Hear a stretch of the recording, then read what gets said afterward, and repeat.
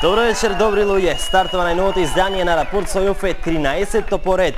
Баксузно, нели? Само се надевам дека нема да се случи ништо страшно за време траењето на емисијава. Сега некои што редовно следат веројатно очекуваат да се случи баш сега од кога кажав ова нешто страшно.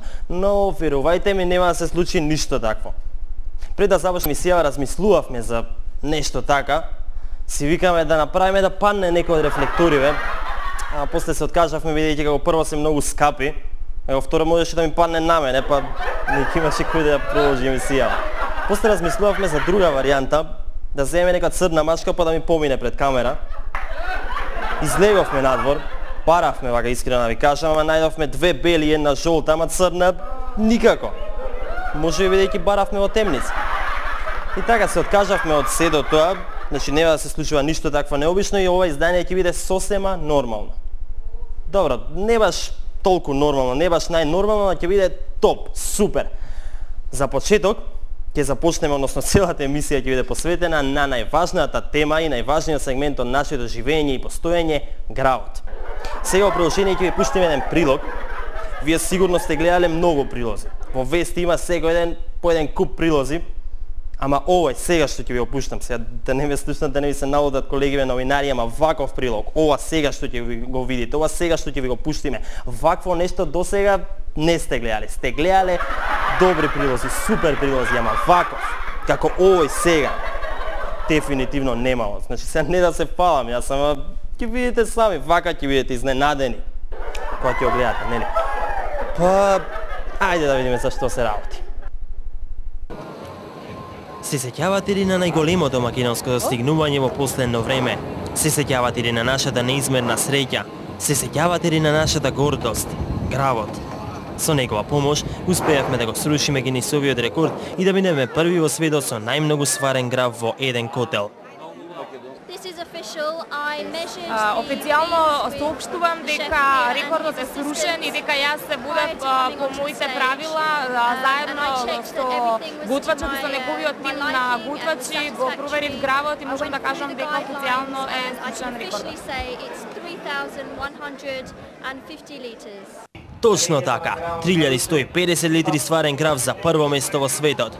Црквата Света Петка во Штипското Срчиево беше местото каде го освоивме рекордот. 8 август беше датумот кој ќе се памети. Но големите сили уште еднаш покажаа дека не сакаат да успееме, дека не сакаат да бидеме на врвот. Не помина ни месец, американците сварија уште повеќе грав и ни ја зедоа титулата. Минатата сабота на 4 септември, организаторите на Алабама Батербин фестивалот во градчето Пинсон сварија 3820 литри или за 670 повеќе од нашите. Прво Букурещ 2008, сега Пинсон 2010. Неправдите продолжуваат. Ние прашуваме, до кога? До кога вака? Нема друго, ова може да значи само едно. Војна.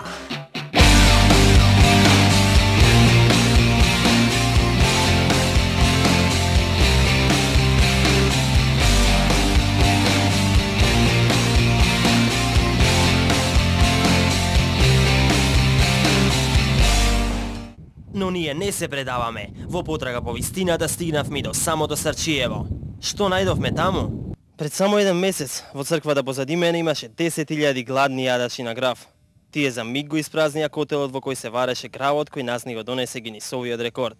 Сега, на еден месец подосна, Срчиево обвиено во тага. Жали по загубениот рекорд. Вратите на црквата останаа затворени.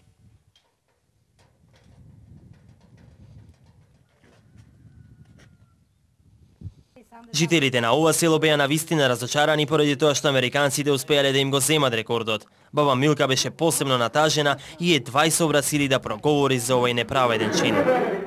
Американците го зедоа рекордот. Што мислите вие за тоа? И па што ќе мислиме? Што да кажем, ајде.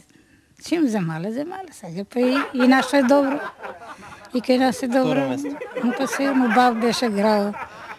Бав имаше народ многу и по куќите гости имаше многу. Баба Милка оваа тажна вест ја слушнала уште минатата сабота на CNN и веднаш ги известила останатите жители на селото. Кој е чул? Не сме чули многу. Не сме разбрали. Кој ќе ти каже? Тука нема таму народ така. И така. Посебно разочаран е Никола Сасев, поради тоа што тој ја следел работата од самиот почеток и бил доста добро запознаен со нејзиниот тек.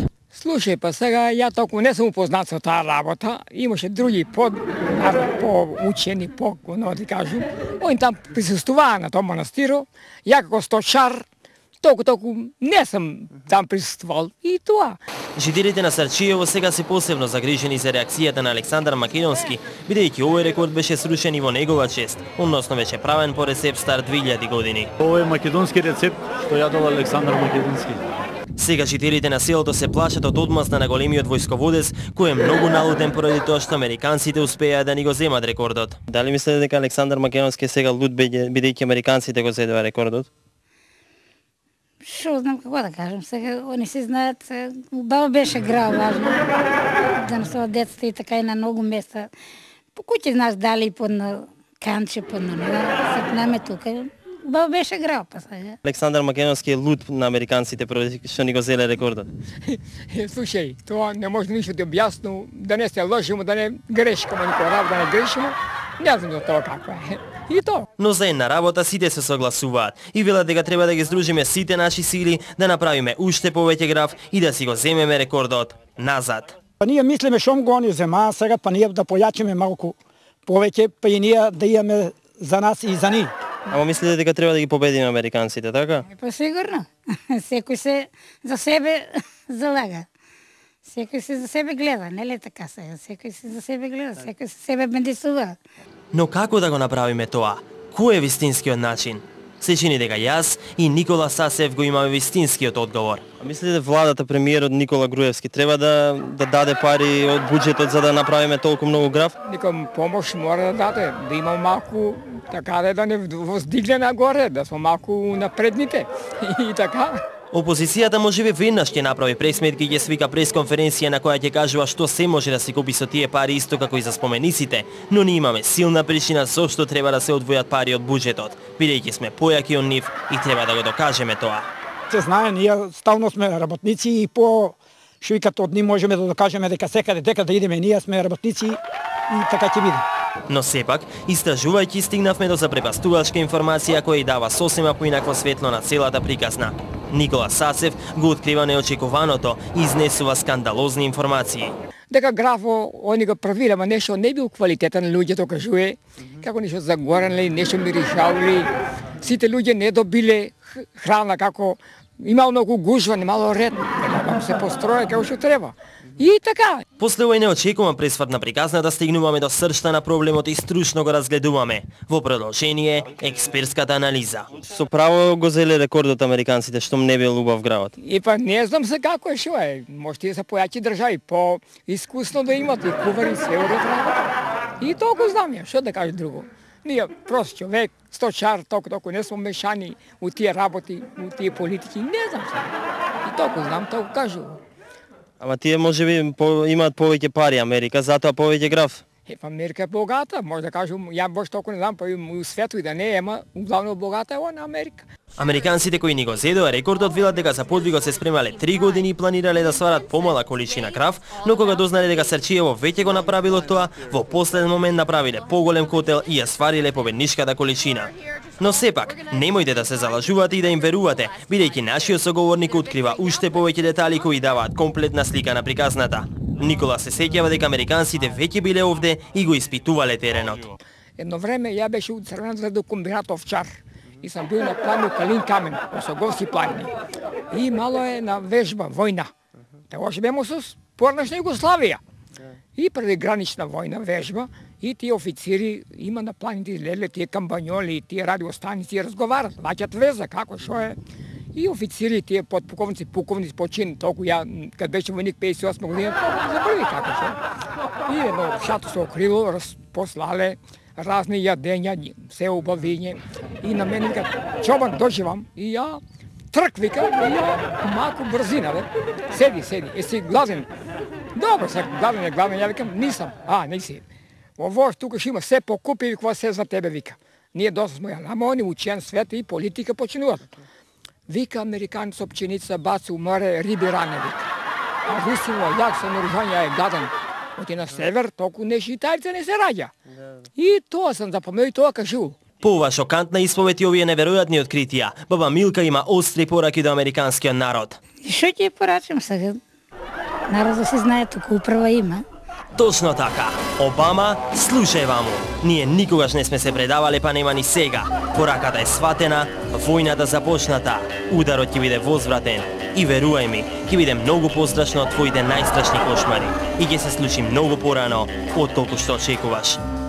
Мислиш дека председателот Иванов следната недела во Њујорк доаѓа за да се сретне со ними и си разборуваат за името? Размисли уште еднаш. Почитувани гледачи, би сакал да ве честитам бидејќи што туку бевте сведоци на најјакиот прилог некогаш направен и емитуван на телевизија. Најјакиот. И кога велам телевизија, не мислам само на А1, не мислам само на македонски телевизии, туку мислам на телевизија каде било и кога било во светот.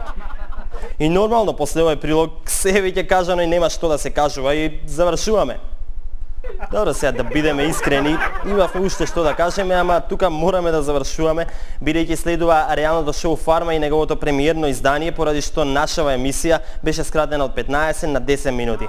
Фармачи, да знаете дека сум ви многу луд и ова нема да помине така.